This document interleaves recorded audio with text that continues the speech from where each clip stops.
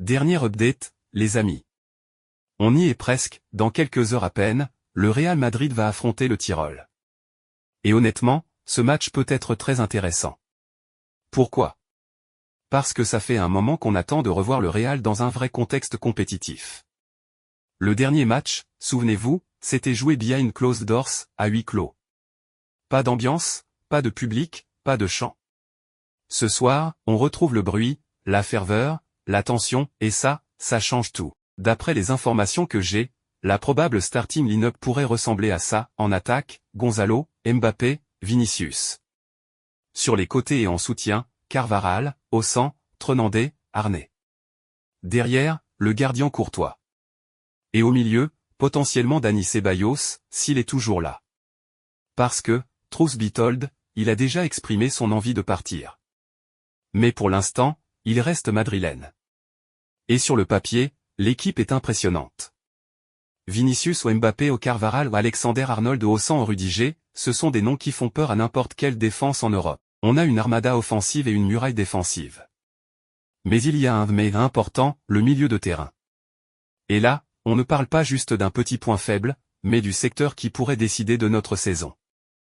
Souvenez-vous, il y a peu, notre milieu c'était Kroos, Modric, Casemiro, avec derrière James, Isco, Kovacic. By far, le meilleur milieu d'Europe.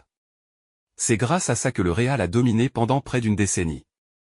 Aujourd'hui, on a une attaque redoutable, une défense solide, mais le cœur du jeu là où tout se décide est notre weak spot. Et ce que je crains, c'est un scénario similaire à la saison dernière sous Ancelotti, un effectif déséquilibré, miné par les blessures, obligé de s'adapter en urgence. On avait perdu notre équilibre et ça s'était ressenti lors des grands rendez-vous. Pourtant, Xavi Alonso avait été clair. Il avait demandé Zubimendi. Pas venu. Il avait demandé Angelo Stiller. Pas venu non plus. Il voulait garder Modric. Pas prolongé, donc départ. Résultat, on entame la saison avec un milieu diminué. À mon avis, il faut agir immédiatement. Pas en janvier. Pas l'été prochain. Maintenant. Parce que le football, surtout à haut niveau, se gagne souvent au milieu. Et côté défense, le problème est similaire.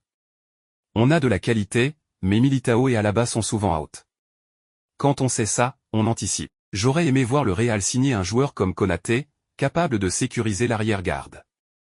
Sinon, Tchouaméni risque de descendre en défense, et on perdra notre seul vrai milieu défensif. Petite parenthèse maillot, Futy Airline, toujours bien informé, a leaké ce qui serait le Home Kit 2026-2027, vert et rose. Sur le papier, je ne suis pas fan, mais parfois, une fois porté, ça passe beaucoup mieux. WNC.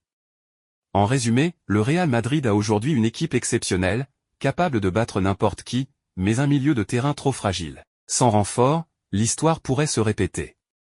Florentino Pérez doit agir maintenant. Sign now, hors regret laté. Cette saison, on a tout pour briller, sauf la profondeur au milieu.